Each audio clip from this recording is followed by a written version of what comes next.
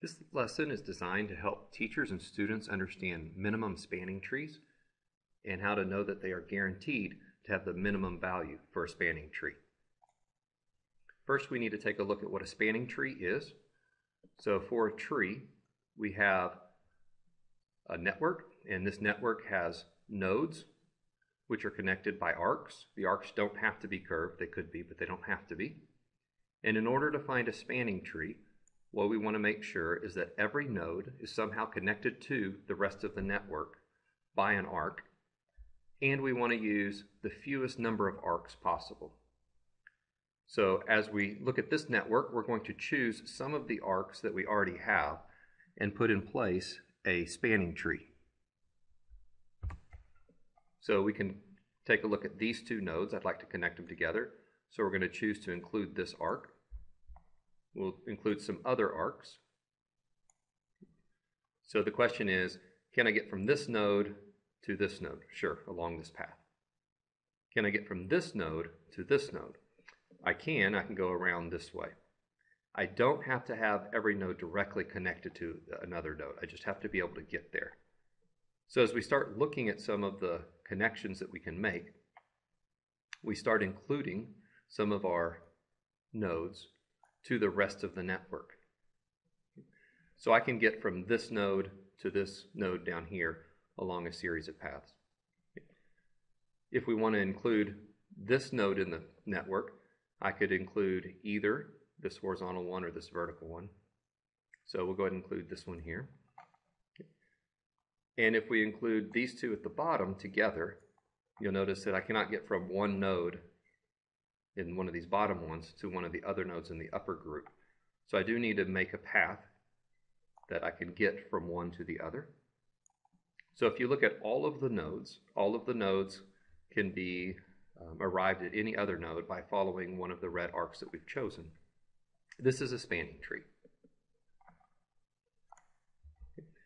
One thing to think about whenever we're looking at a spanning tree is that sometimes we may have too many arcs chosen, and so in order to be a spanning tree, we want to use as few arcs as possible. If you ever have a loop or a cycle, so for example in this upper right group I can just go around and around, then that actually means that one of the arcs is not necessary. And so we could actually cross out this top arc right here, and it would still be a spanning tree, and that would be one fewer arcs that we would actually need. And one thing to think about is you might think about how many arcs you have in a spanning tree, given, for example, that you have 8 nodes present. A minimum spanning tree is where we have a weighted system, and so we have weights on these arcs. These weights might represent different things. For example, these could be towns, and we're trying to connect the towns together by roads, and we want to make sure that we can get from any town to any other town. These numbers might represent billions of dollars to build a road. So for example, this road here might cost $1 billion. This road might cost $7 billion. And there could be different things that factor into that, whether it's having to blast away a lot of the road, build a tunnel through, maybe it's a bridge across water. So this may be a simple road that we can just pave easily. So the goal that we're going to do is we're going to make a spanning tree again, but in the end we want the sum of the weights on the arcs to be as small as possible. That'll allow us to have a minimum spanning tree. So as we go through and we start choosing some of these, kind of like we did last time, we'll just start connecting nodes together. And once I have these two connected together, that means that the value of 6 will be in my sum at the end. And so as we go through, I definitely don't want to choose this 9, so maybe we'll choose this 5 down here. We go through and just kind of somewhat guess of how to get from one to another. And maybe I want to spider out a little bit from the central hub. And then I'll make an intelligent choice here. I have a 5 and a 7. So maybe we just want to choose this 5 because that would be a lot cheaper. When we take a look at the sum of all of the values that we have here, we have 5 and 3 is 8, 6 is 14, 15, 20, 25, 28. So this spanning tree has a value of 28, The question is, could we do it with a smaller sum? And I think we could, but this would become burdensome if we just tried and tried and tried again. And so one of the nice things is there's an algorithm that we're going to look at. And so for this algorithm, an algorithm is just a sequence of steps that we follow. And the nice thing about this algorithm is that in the end, the value that we end up with will be the minimum value. It's a guarantee that we will find the minimum spanning tree. So let's take a look and see at this. We're going to choose any node and shade it. The reason we can start at any node and shade it is because in the end, every node must be connected. Then we're going to take a look at all of the arcs that are connecting the group of shaded nodes to the group of unshaded nodes, and we're going to consider all of those arcs. We're going to choose the arc with the smallest value that is not shaded, and we will shade this new node and arc. We're going to repeat step 2. We'll cycle back through those steps again until all of the nodes are selected. So what we're going to do is choose any node that we would like. So for example, I'll choose this top node up here.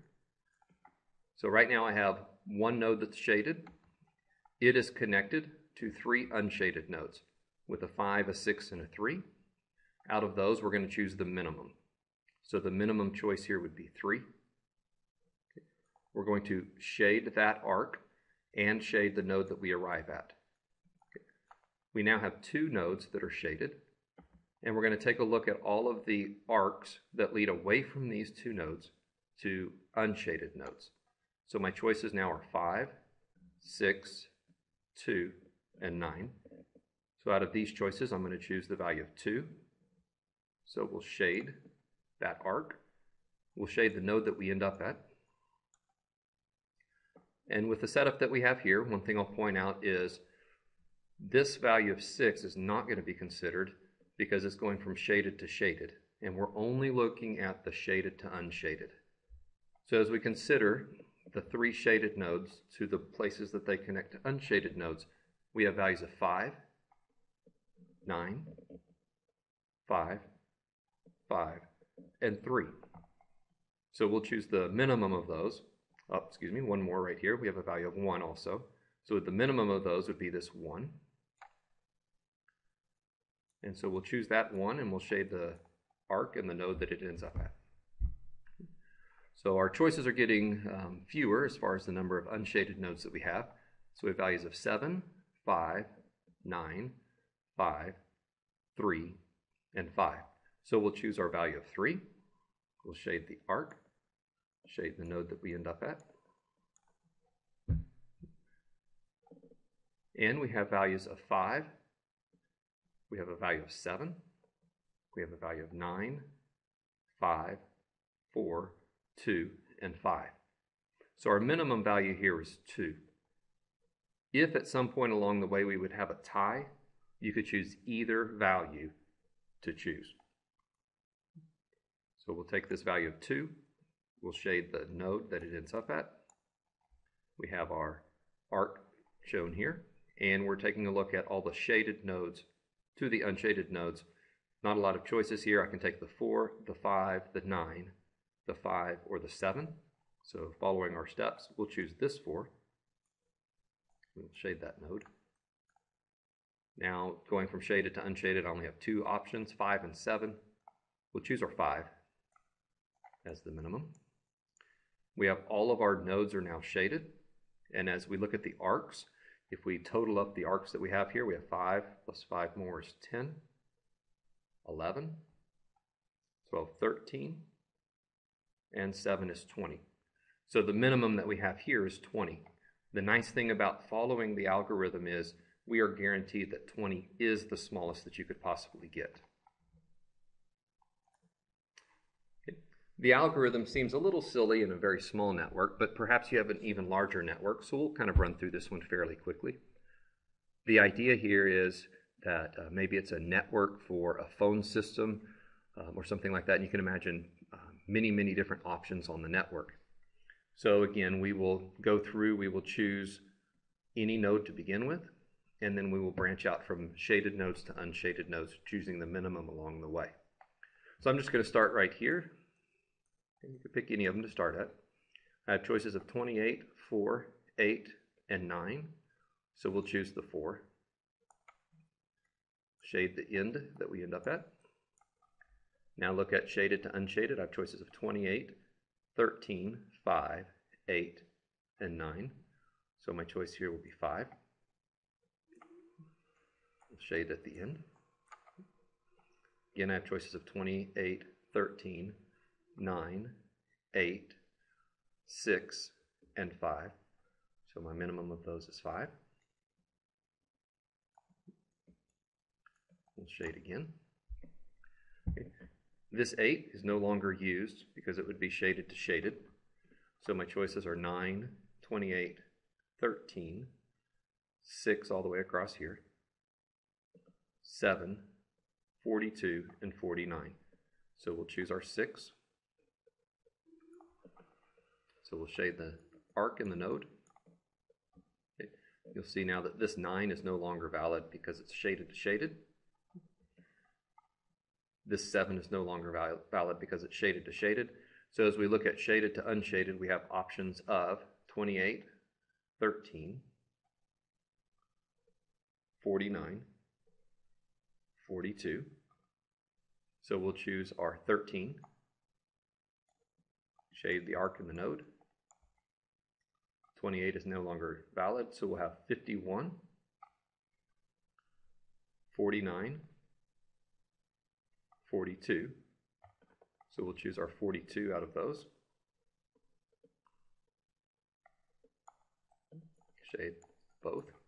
Options of 24, 37, 51. So we'll choose our 24. Making sure that we shade each node along the way. We have choices of 37, 66, 41, 51. So I believe our minimum here is 37. We also have a 49 down here. We'll choose our 37. So our options are 34, 66, 41, 51, 49. Our minimum of 34. Okay, the 66 is no longer valid. Narrowing down, we only have 3 nodes that we have left that we're trying to reach. And we can get there with a 41, 49, 51. So our minimum was 41. We'll choose our 41 here. We have options now of 90, 51, and 49. Choose the 49. Our options now are 90, 51, and 78, so clearly we'll choose our 51.